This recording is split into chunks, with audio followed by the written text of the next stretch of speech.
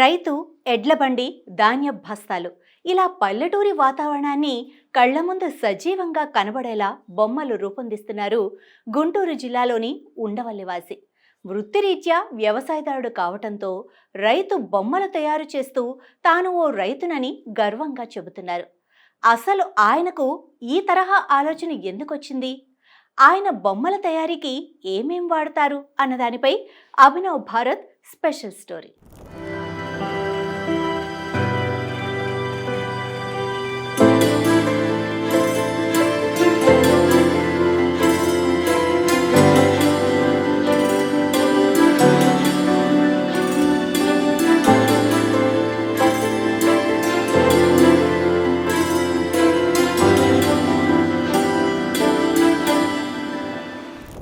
కళ కోసం కాదు, కళ ప్రజల కోసం అన్న నాడుని నిజం చేస్తూ ఉండవల్లి గ్రామానికి చెందిన ఓ రైతు ఎడ్ల బండిని తయారు చేస్తూ ఆ ఎడ్ల బండ్ల పైన ధాన్యపు బస్తాలను కూడా పేరుస్తూ తనకున్నటువంటి కళల పట్ల మక్కువని చాటుకుంటున్నారు.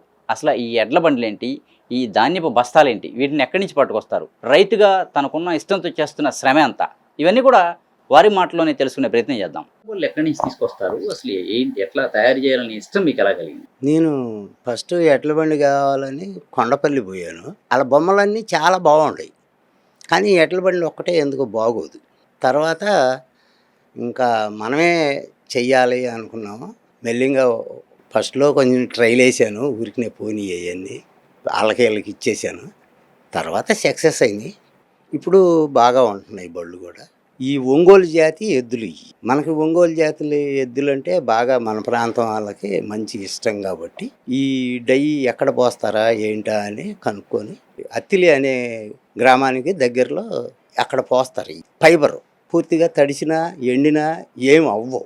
ఈ కదమ బండి అంతా నేనే చేస్తాను. దాన్ని అంతా పూర్తిగా తయారు చేసి, అంటే ఎద్దుల వరకు మీరు కొనుక్కొస్తారు బయట నుంచి? ఎద్దులు, ఆ రైతు బొమ్మ, ఫైబర్ అతను పోషిస్తాడు. మనకి ఒంగోలు ఎద్దుల్ని పట్టుకురావడం కారణం ఏంటి? మనం ఇక్కడంతా ఒంగోలు జాతి అంటేనే మనకు ఫేమస్ బాగా.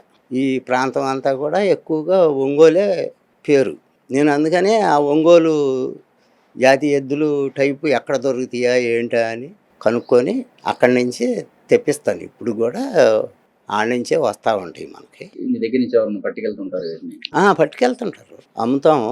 అంటే ఎందుకు దీని మీద ఎందుకు ఇంట్రెస్ట్ కలిగింది? రైతుగా వ్యవసాయం చేసుకునేటువంటి వ్యక్తికి మీకు బొమ్మలు చేయాలనేటువంటి ఆసక్తి ఏ చెయ్యాలి అదే నాకు కావాల్సి వెళ్ళా నేను ఎద్దుల బండికి. అది నాకు నచ్చలేదు, కానీ నాకు నచ్చినట్టుగా చేయాలనుకున్నా చేస్తున్నా. రైతు ఎడ్లు అవును, ఎటు మాకు చిన్నప్పటి నుంచి ఎద్దులు ఉండేవి, బళ్ళు ఉండేవి, అన్నీ ఉండేవి. ఆ ఎడ్డు అనేది ఎట్టుంటాయి, బళ్ళు అనేది ఎలా ఉంటుంది, దానికి ఏమేమి పెట్టాలి అన్నీ మాకు మేము చిన్నప్పటి నుంచి చూసినాయే కాబట్టి చేయగలుగుతున్నాం. నేను ఎవరి దగ్గర ఏమీ నేర్చుకోలేదు, ఏమీ లేదు, సొంతంగా చేయటమే. దీనికి సంబంధించిన మెషినరీ అంతా మీరు ఎక్కడ ఏర్పాటు అంతా ఒక్కొక్కటి కొనుక్కున్నా నేనే అన్నీ. మాకు వుడ్ క్యార్వింగ్ కూడా ఉంది. దాంట్లో ఆ వీల్స్ కట్ చేస్తాం. వాళ్ళు అక్కడ ఏరియా ఊర్లో చేసేవాళ్ళు ఉన్నారు, వాళ్ళంతా 8 ఆకులే వస్తాయి వాళ్ళ చక్రానికి, కానీ మన చక్రానికి 12 ఆకులు వస్తాయి. 12 ఆకుల మెజర్మెంటు వాళ్ళు తీయలేరు. మేమంటే కంప్యూటర్ మీద తీసి మెజర్మెంటు వుడ్ క్యార్వింగ్ మిషన్ మీద కట్ చేపిస్తాను. అందుకని నా బండికి 12 ఆకులు వస్తాయి. ఎట్లా మీ దగ్గర నుంచి ఫారెన్ నుంచి కూడా ఎవరైనా పట్టుకెళ్తుంటారు? ఫారెన్ నుంచి ఎవరు ఇంతవరకు పట్టుకెళ్ళలేదులే, కానీ లోకల్లోనే పట్టుకెళ్తుంటారు. ఈ ఎద్దులు బాగా మేపేవాళ్ళు, ఎడ్ల పందాలకు పోయేవాళ్ళు ఉంటారు చూడు, వాళ్ళు కూడా కొనుక్కెళ్తారు. వాళ్ళు కొనుక్కెళ్ళి ఆ ఎద్దులు ఉన్న దగ్గర పెట్టుకుంటారు వీటిని. ఏంటంటే వచ్చిన వాళ్ళు ఎద్దుల కన్నా ముందు ఈ బొమ్మను చూస్తూ ఉంటారు. మా ఎద్దులకి ఏదో దిష్టి తగలకుండా ఉంటుందని వాళ్ళు అలసూపు అంతా పోయిన వాళ్ళదంతా వీటి మీదే ఉంటుంది అనమాట. ఏం బాగుండయి అని చూస్తుంటారని ఎద్దులు బాగా పందిపెద్దులు మేపేవాళ్ళు కూడా కొనుక్కెళ్తుంటారు మా దగ్గర. తర్వాత ఎవరన్నా గిఫ్ట్లు ఇవ్వడానికి తీసుకెళ్తారు. ఎక్కువ ఏ ప్రాంతాల నుంచి మిమ్మల్ని ఆర్డర్ ఇచ్చేయచ్చు? ఈ చుట్టుపక్కల ప్రాంతాలలో ఎక్కువ.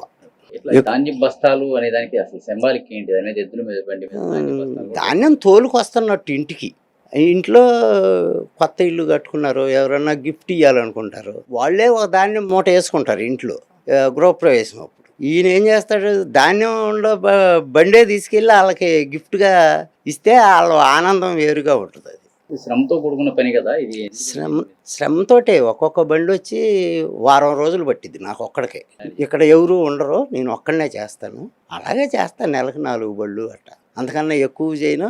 ఎవరన్నా ఒకవేళ నాకు 10 బళ్ళు కావాలన్నా నేను ఇవ్వలేను ఒకేసారి.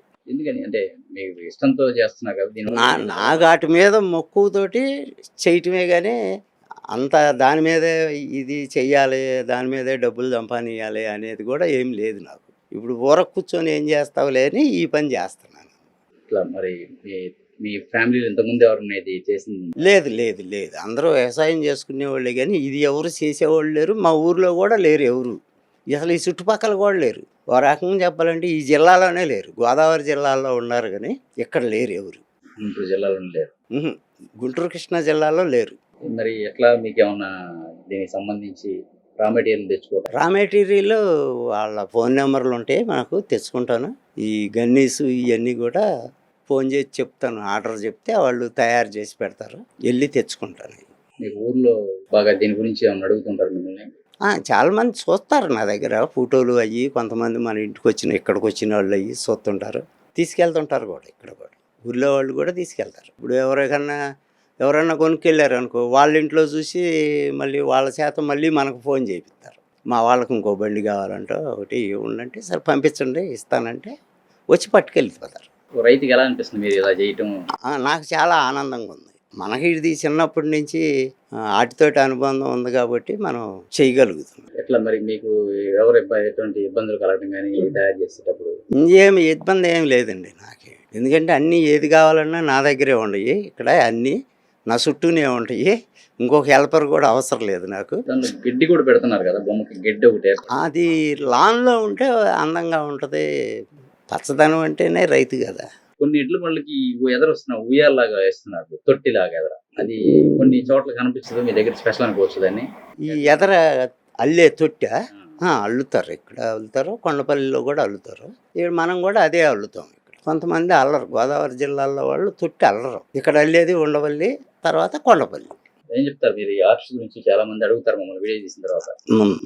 ఏంటి ఇంత ఇంట్రెస్ట్ ఏంటి ఆయనకి అని చెప్పాను. నేను రైతును కాబట్టి నాకు ఇంట్రెస్టే. నాకు అసలు ప్రతిదీ ఇంట్రెస్టే. ఇదే కాదు, నేను చిన్నతనం నుంచి ట్రాక్టర్లు, లారీలు అన్నీ తోలాను, అన్నీ కొని తిప్పాను. ఏంది వ్యవసాయం చిన్నప్పుడు చేశాను. లారీ ఫీల్డ్ మానేసిన తర్వాత మళ్ళీ వ్యవసాయమే చేశాను. ఏంది ఇప్పుడు ఆ వ్యవసాయం కూడా లేదు కాబట్టి కాలక్షేపం కొంత. వీటితో పాటు ఏమన్నా మీరు సేవా కార్యక్రమాలు కూడా చేస్తారు? ఇంకా ఈ స్టిక్కులు ఒకటి చేస్తాను.